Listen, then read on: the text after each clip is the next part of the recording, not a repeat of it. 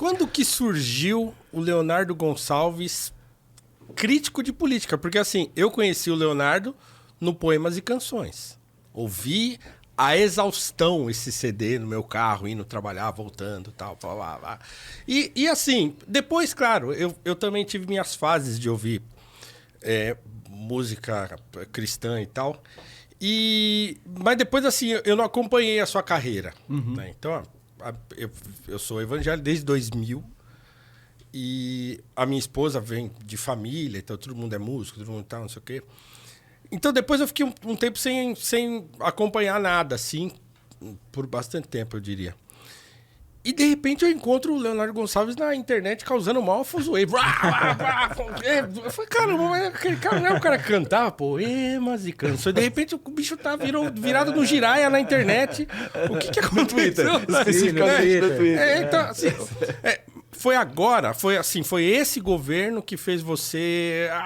não dá. Cara, olha, sobre política especificamente, antes de existirem redes sociais, eu tinha um blog, e nesse blog eu já falava disso.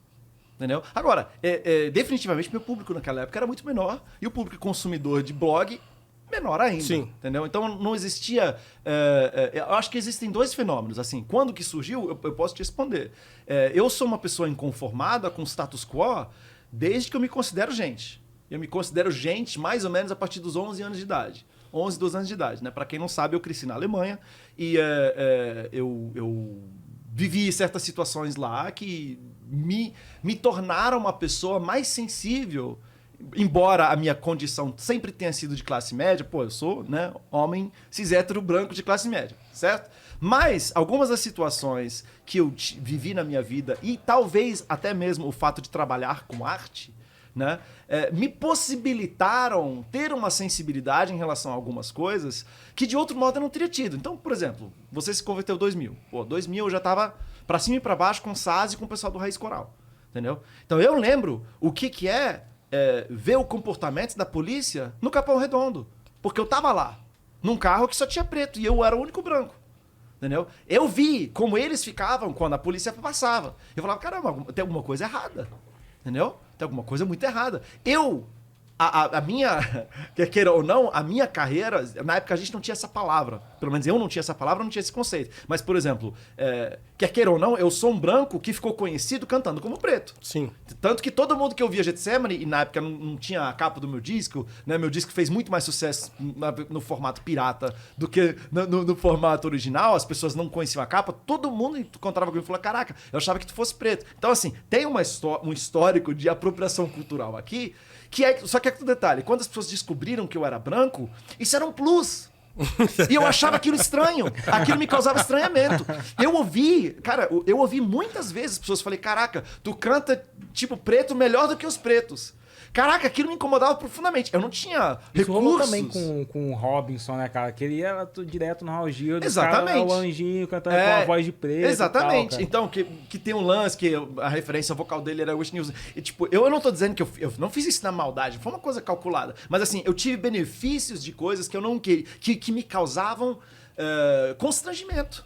Constantemente constrangimento. Porque ainda, tipo, pô, a gente é da mesma denominação, o Saz e eu. E ainda comparavam. Falei, pô, mas o seu comportamento é assim, você tem uma educação X, Y, Z. Eu falei, caraca, tipo, mano, parem de comparar, porque não tem comparação. Não tem comparação. Tipo, as oportunidades que eu tive, as possibilidades que eu tive, e aí ele, sei lá, se envolveu no escândalo aqui, alguma coisa ali. Mas assim, as pessoas não...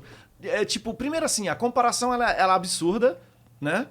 Segundo, os contextos são completamente diferentes. Então, assim, aí depois, tipo, sei lá, eu comecei... Uma pessoa que me ajudou muito a entender com mais profundidade as questões, por exemplo, vamos falar só das tensões raciais mesmo, que é uma coisa que, por exemplo, que é a minha pauta, assim, a minha, se eu puder escolher uma pauta só, em termos hierarquizado para mim, quais as pautas são mais importantes que as outras. A primeira é a desigualdade. E a desigualdade no tocante principalmente nas Américas, a raça, né? A cor. Né? E Por exemplo, quando eu vim da Alemanha morar no Brasil, tipo, na Alemanha eu era um estrangeiro. Eu era visto como estrangeiro, eu era tratado como estrangeiro. Às vezes como elogio, às vezes com curiosidade, né? Exótico, né? Do exótico, mas assim, de ser perseguido em shopping e tal. Eu tive essa experiência. Aí eu cheguei no Brasil, o meu status imediatamente mudou, mas mudou de um jeito tão radical. Por quê? Porque eu era um homem branco, né? Aqui no Brasil eu sou homem branco. Na Alemanha eu não sou, né? Porque eu sou latino, ou seja lá como for que eles me veem, mas eu não sou alemão, né? E isso é visível, né? E surgia isso em vários momentos, sim. E me causava um constrangimento. Aí tem um lance que, tipo, pô, na década de 90, 94, 95, quem falava 3 línguas? Né? Então eu falava 3 línguas. Então, tipo, existia uma idealização como se a minha opinião importasse mais por causa disso. E depois também, nossa, você é um cantor evangélico, mas você fez faculdade de letras na Unicamp e tal. Então, esses distintivos que me colocavam numa posição de superioridade, de certa forma, sempre me incomodaram. Agora, o que mudou de fato, né? Como que eu vou dizer? Tinha... vou conseguir dizer dessa maneira. De certa forma, esse meu questionamento do status quo, mais engraçado que sou, e dentro da minha denominação, era uma coisa sempre muito conhecida.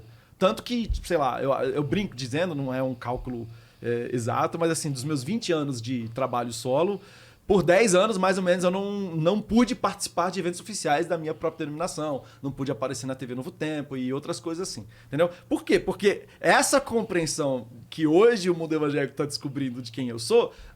Você já era um garoto problema lá já dentro. sabia, já de certa forma sabia disso desde o começo. Agora, o que mudou principalmente? Primeira coisa que eu acho realmente que o Brasil mudou muito. O Brasil mudou muito de 2013 para cá. Né? De 2016 ainda mais. De 2018, então, nem se fale. Então, essa é uma coisa que mudou. Uma outra coisa que mudou é que, por causa, principalmente do meu DVD, que foi lançado no final de 2014, e aí com o lançamento da música Acredita, em 2015, eu me tornei conhecido por muito mais gente. Né? Eu cheguei a um lugar do mainstream gospel que eu nunca pensei que eu pudesse chegar e por isso até mesmo nunca aspirei. Entendeu? Então, vou dar um exemplo engraçado. Até pouco tempo atrás, até essa minha última polêmica, a Michelle Bolsonaro me seguia. E postava música minha de dentro do Planalto e me tagueava. Entendeu? Então, eu cheguei em lugares que eu nunca pensei que eu fosse chegar. Eu cantei na posse do Luiz Fux no STF. Né? Então, caramba, hein? Eu cantei, por exemplo, eu cantei no aniversário de Israel em 2015, no Congresso Nacional. Então, eu passei a ser conhecido por gente... Aí tem um comediante que eu gosto muito, Louis C.K., que ele fala assim, que ele é conhecido na medida perfeita para ele ter um trabalho bom, para ele vender os ingressos dele, ter uma vida confortável, mas ele não é conhecido por quem não gosta dele. Ou por quem não tem afinidade com ele. Então, isso a gente pode falar estatisticamente. Claro, tem outras questões aí, mas, por exemplo, em termos de redes sociais, 80% dos meus seguidores vieram depois do DVD. Não é gente que me acompanha do começo, entendeu? Sim. E aí eu entrei para um público e passei a ter convites, e isso também é uma das coisas que foi mexendo comigo, e mexeu comigo também no início da pandemia. Eu falei, caramba, eu tô no meio desse negócio. Vamos falar da bancada evangélica, que é um assunto que eu toco também. Eu toco no assunto da bancada evangélica. Falei, caraca, bicho, a Igreja da Flor de Lis eu cantei. Eu sentei do lado do pastor Anderson. Pô, você tá purgando os pecados, a gente conversou, né, a gente passou o culto batendo papo. E o cara foi assassinado. O doutor Jairinho, que torturou o enteado, e já tinha aparentemente um histórico de tortura de outras crianças e acabou assassinando a criança, o cara foi eleito como participante da bancada evangélica, vereador de Niterói, com apoio de cantores gospel.